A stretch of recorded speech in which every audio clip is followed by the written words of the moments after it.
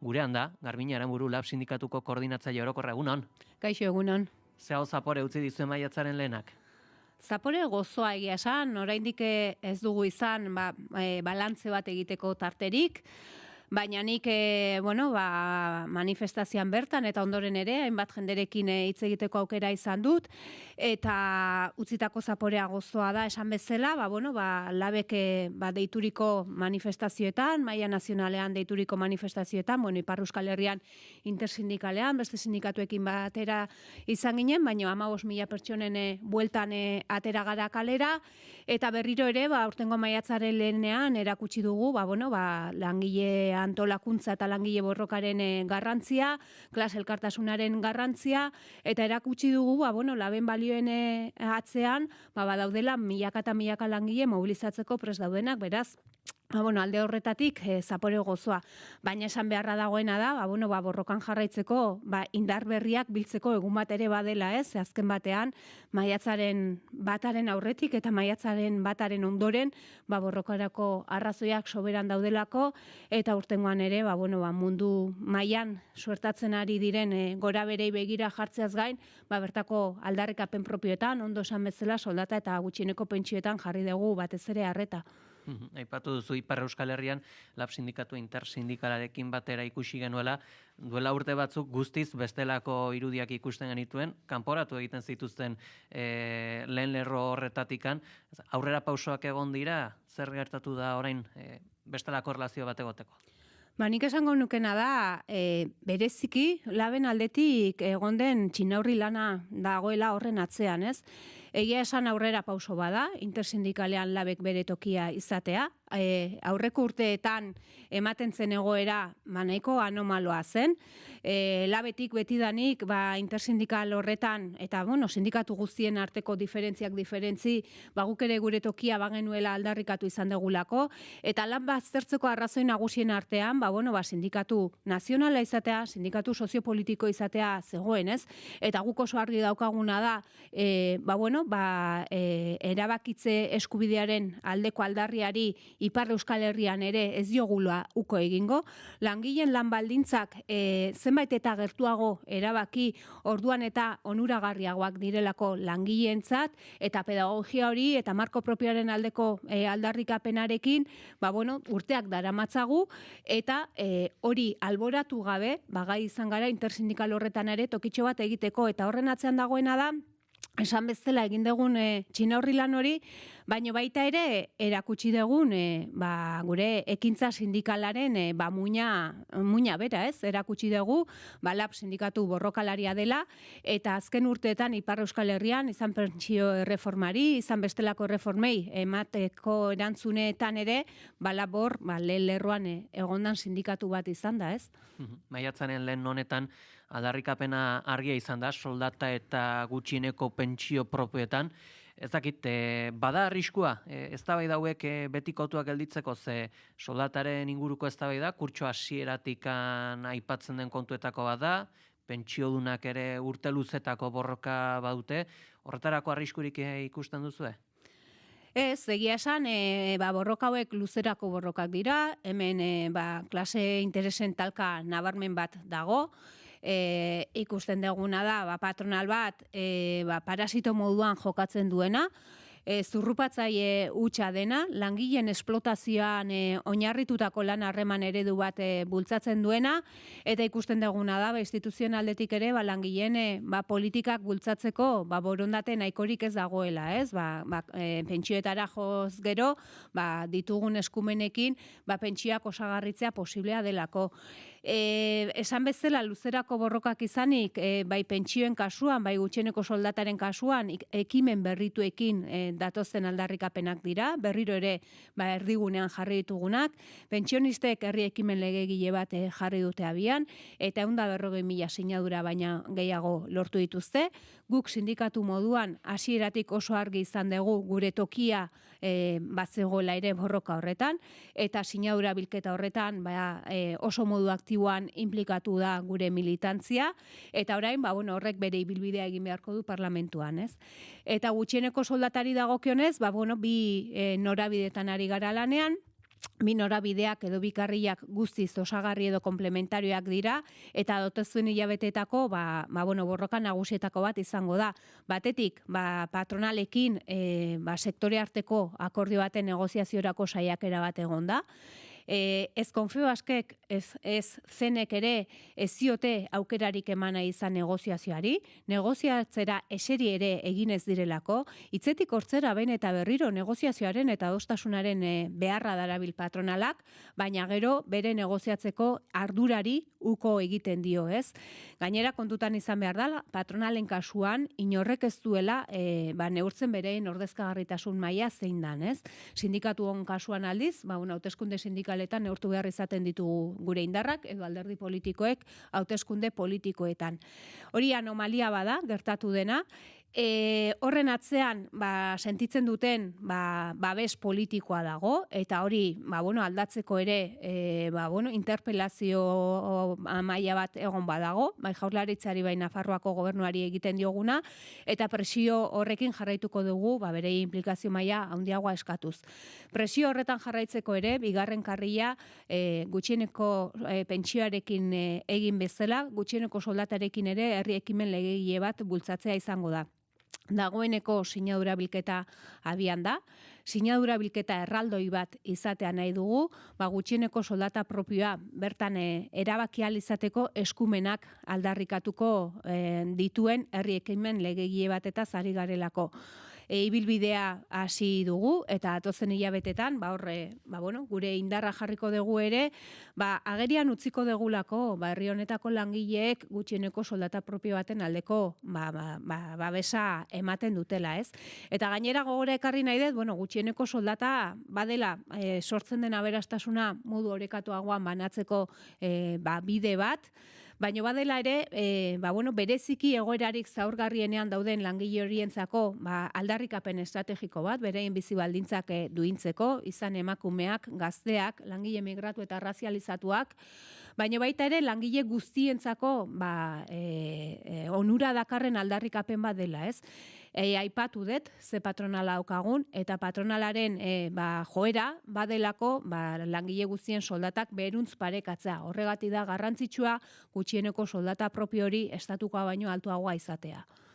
Hain zuzen, anomalia hitzarabi duzu eta bere garaian iragarri zenean sindikatuen eta patronalaren arteko bilera bat egon behar zela, horrek bere auspoa izan zuen, bazirudien pausoak egon zitezkela, baina orduz geroztikan harreman sare hoietan, negoziak eta hoietan jakin nahi dugu, zer nolako pausoak eman dira edo ez diren inolako pausorik eman, eta baita ere, Euskal Administrazioek zer nolako ardura dute arlo honetan, beraiek demagun presio egin beharko liokete Confebaski eta Nafarroako patronalari, ala beste aukera bat ere izan daiteke bere kabuz, soldata propioa arautzen hastea, bestelako aldei entzun gabe, ez dakit, aukera ezberdin guzti horiek nola ikusten dituzu eta ze puntutan daude egun? Bai, gogora ekarri nahi detena da, EAEren kasuan sindikatu guztiok izan ginela patronalarekin horrelako negoziazio saiakerari ekin genionak, ez? Nafarroan aldiz, Komisiones eta UGTek zenen estrategiaren menpeko izatea erabaki zuten, eta uko egin zioten edo ez dute babestu horrelako saiakera bat. Beraz, errealitate sindikal desberdinekin topatzen gara. Patronalen kasuan ez dago inolako borondaterik horrelako akordio baten negoziazioari ibilbiderik emateko, negoziazio maila bera sortzeari ere uko egin diotelako, eta hori bada bereiek duten negoziaziorako behar hori saiestea, ez? Guk ez dugu hori ontzat emango, jarraituko dugu patronala presionatzen, eta herri ekimen legegilea bada patronala presionatzeko beste bide edo modu bat ere, ez? Aurtengo kurtsoan ekingo diogu sinadura bilketari esan bezala, eta datorren kurtsotik aurrera ikusiko dugu zer nolako bestelako ekimena jarriko ditugun abian. Jaurlaritzari dagokionez, Pradales lehendakariarekin egon ginenean, zuzenean aipatu genion, onartezina zela Confebaski babes politikoa ematen jarraitzea. onartezina sindikatu guztioi horrelako ezezko borobila eman dion patronal bat babesten jarraitzea, eta bazituztela bitartekoak eta mekanismoak babes hori eta zilegitasun hori kentzeko, eta akordio bat bultzatzeko jarrera proaktiboago bat, implikazio handiago bat behar zutela, ez? Gaur da eguna implikazio hori ikusten ez deguna. Guk ikusten deguna da Pradalesen gobernuaren aldetik egon dela nolabaiteko saiakera bat, itxura edo formak aldatzeko, bestelako gertutasun bat adierazteko sindikatuekiko, herritarren kezken aurrean, eta orain osasun itunaz ari naiz, baina hor ere bestelako eztabaida bat sustatzeko asmo edo nahi bat adierazteko, baina asmo edo itxura horien atzean ez dagoela benetan politika publikoetan inolako aldaketarik. Oraindik ere patronalaren menpeko, Confebasken menpeko den jaurlaritza bat izaten jarraitzen duela, ez? Eta herri ekimen legegilearekin hori parlamentura iristen danean, alderdiek posizio argi bat hartu beharko dute, eta alderdiek, baita EAJak ere, esan beharko duna da, herri honetan, estatukoa baino altuagoa den, gutxieneko soldata propio bat, babesteko prest dagoen, bai ala ez. Eta behin parlamentuak, ontzat eman da gero, Madrilen bestelako ibilbide bat egin beharko du, ez? Gainera, Katalunian ere, gutxieneko soldata propio baten aldeko ibilbideari ekin diote, eta ziurrenik suertatuko da aukera ere, bi herrietako, bi aldarrikapen zilegiak nolabait konfluitzeko edo sinkronizatzeko. Gaur bertan, hezkuntza publikoko irakasle, maiatzaren 12tik 16irako greba jardunaldiak erregistratuko dituzte, gatazka hau luzatu eginda ere, zeintzuk dira soluzioak bilatzeko oztopoak? Gogora ekarri behar dena da, hezkuntzako langileen artean, irakasleetan ezik, bestelako mailetan akordioak lortzeko aukera egon dela. Hezkuntzako langileek oso argi eta ozen adierazi izan dutela hezkuntza sistema publikoa indartu eta hobetzeko borondatea eta nahia badutela, eta hori da langileak kalera atera direnean erdigunean jarri dutena, eta orain irakasleen gatazka da, oraindik ere konponbiderik gabe jarraitzen duena, ez? Irakasleen soldatak hobetu behar dira, baina guk sindikatu bezala oso argi daukaguna da, hezkuntzak momentu honetan dituen erronkei aurre egiteko, ezinbestez baliabideetan jarri behar dela arreta, ez? Baliabide gehiago behar dira, euskalduntzeko, hezkidetzarako, baliabide gehiago, inklusiorako, eta, hezkuntzak dituen hutsune horietan erreparatzeko, ez? Ratioak ere hobetu, gazte berritze planak sustatu, hainbat eta hainbat dira, hezkuntza sistema hobetzeko hartu beharreko erabakiak. Hezkuntzaren aldetik ikusi deguna da negoziaziorako borondate falta, negoziaziorako estrategiarik eza. Aurreko grebaldiaren ondoren negoziaziorako saiakera bat egiteko borondatea egon zitekeela irudi zuen. Negoziaziorako egutegi bat aurkeztu zitzaigun hezkuntza sailaren aldetik, baina berak aurkeztutako negoziazio egutegi hori betetzeari ere uko egin dio hezkuntza sailak, ez? Horrek ekarri duena da, gatazkaren jarraipen bat, eta horrek ekartzen duena da, berriro ere, greba berrien erregistra mahai gainean daukagula.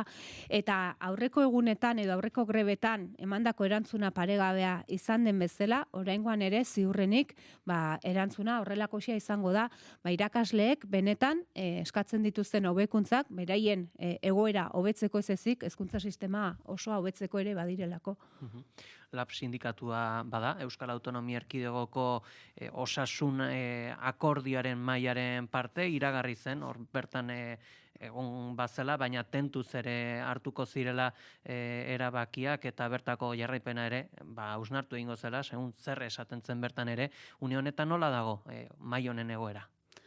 Lehenik eta behin guk egindako autuaren inguruan balorazio positiboa egiten dugu. Guk oso argi daukaguna da, guri badagokigula lantokietan eta kalean zerbitzu publiko hobeak defendatzea, baina gero osasun maila bezala sortzen diren marko desberdinetan, hor ere egon behar degula, gure aldarrikapenak defendatzen, borrokatzen, eta batez ere, ireki diren eztabaida horiek faltsuan izteko borondatea balin badago, borondate hori kritikatzen, eta alde neurrian, osasun sistema publikoa indartzeko neurriak aurrera atera daitezen gure ekarpena egiten, ez? Zentzu horretan, esan beharra dago, hasierako diagnostikoan hobekuntza batzuk sartzea lortu genuela, baina hasierako diagnostiko horri gure bozka partikularra aurkeztu genion. Diagnostikoak bere osotasunean ez gintun asetzen, hainbat konturengatik, baina bereziki ez degulako ikusten osasun sistema publikoa indartzeko erabaki eta asmo argirik dagoenik. Osasun sistema publikoa indartzeaz baino osasun sistemaz bere osotasunean ari zaigu jaurlaritza, eta horrek esan nahi duena da osasun sistema publikoa, osasun sistema pribatuarekin konbibitzeko asmo argi bat dagoela, ez? Kontzertazio eta privatizazio politikekin jarraitu nahi dela. Eta horixe izan da, oinarri eta printzipioak onartu diren bigarren fasean ere erdigunean jarri izan dugun aldarrikapena, eta horixe izan da, erantzun egokirik eman zaion aldarrikapena.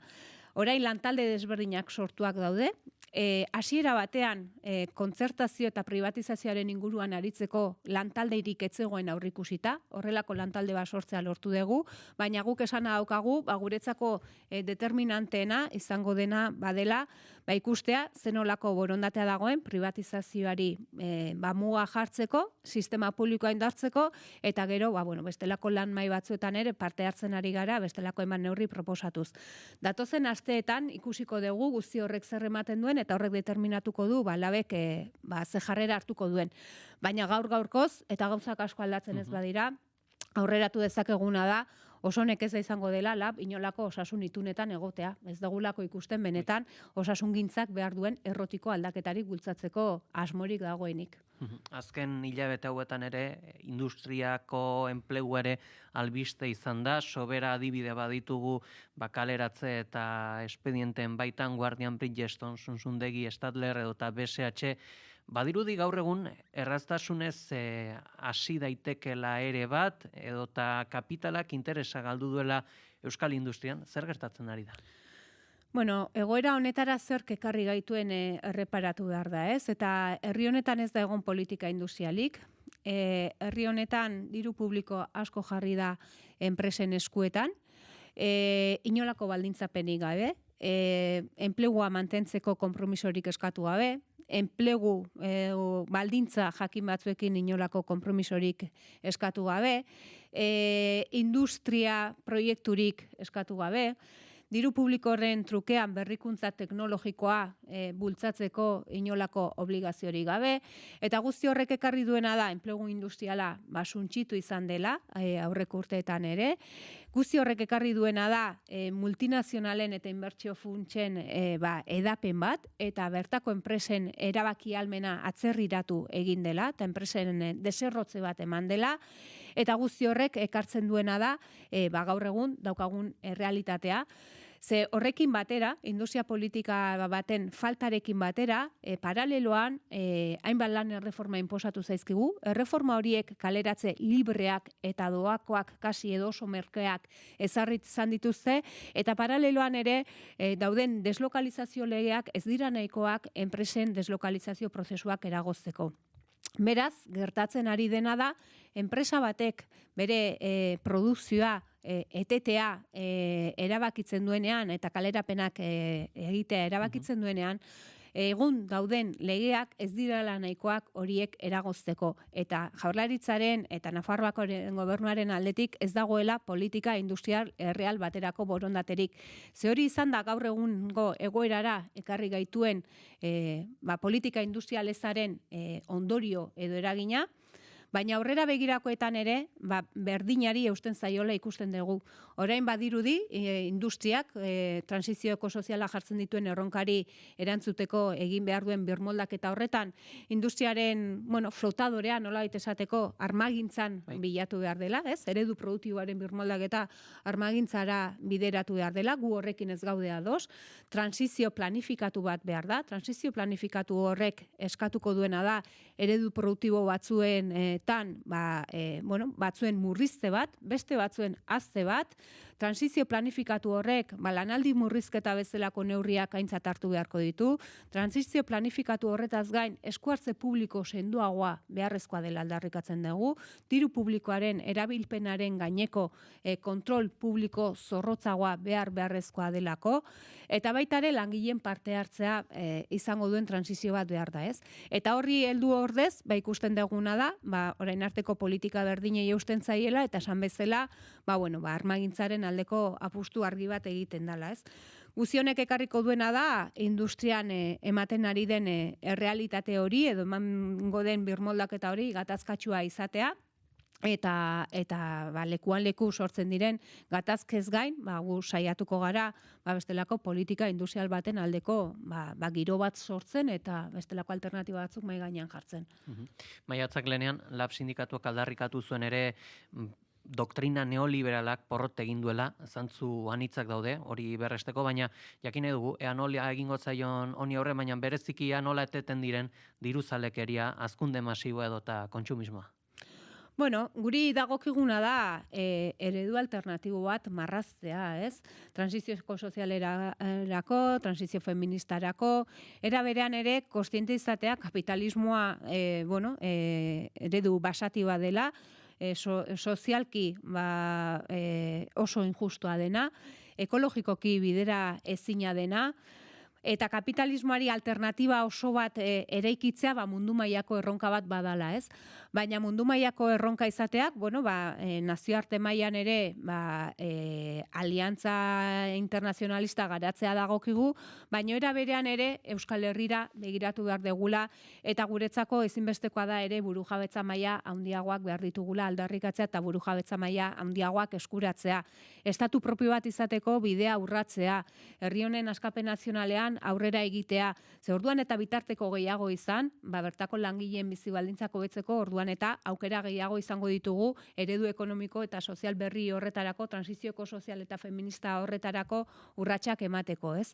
Horretarako, hainbat proposamen lantzen gabiltza sindikatuan, bere garaian programa sozioekonomiko oso bat egin genuen, eredu ekonomiko eta sozial alternatiboa marrazten duena, horren ondoren ari gara, nolabait horren garapenean, zaintza sistema publiko komunitarioaren definizioan sakondu dugu, transizioko sozial horretan, ekintza sozio-sindikalean jarratu beharreko lanildoak zehaztu ditugu, politika industrialerako proposamen lantzen ari gara, baina proposamen ideologiko ez gain, guk asko azpimarratzen duguna da, oso garrantzitsua dela proposamen horiek implementatzeko bide horri bat marraztea. Transizio hori egiteko bide horri bat marraztea. Hori dala virtualitatea ematen diona, marko ideologikoari. Eta horretan ari gara. Eta horretan ari garan horretan, zorionez esan behar duguna da, Euskal Herrian, borroka sindikal eta soziala bizi-bizirik dagoela, eta horrek posibilitatzen duela langileen aldeko neurriak eta adostasunak erdiestea hainbat eta hainbat kasutan, eta horren adibide zehatzena nahi bada, negoziazio kolektiboaren estaldura mailan izan den bilakaera, ez? Nola, geroz eta langile gehiago dauden negoziazio kolektiboaren menpe, bere garaian, lan erreformak bultzatutako estatalizazio prozesuak hor suposatu zuen gainbera hori nolabait gainditze bidean jarrita. Izango era neurri hoien implementazioaz, Garbina Aranburu, LAB sindikatuko koordinatzaile orokorra, eskerrik asko goizonetan gurean izategatik. Eskerrik asko zuei.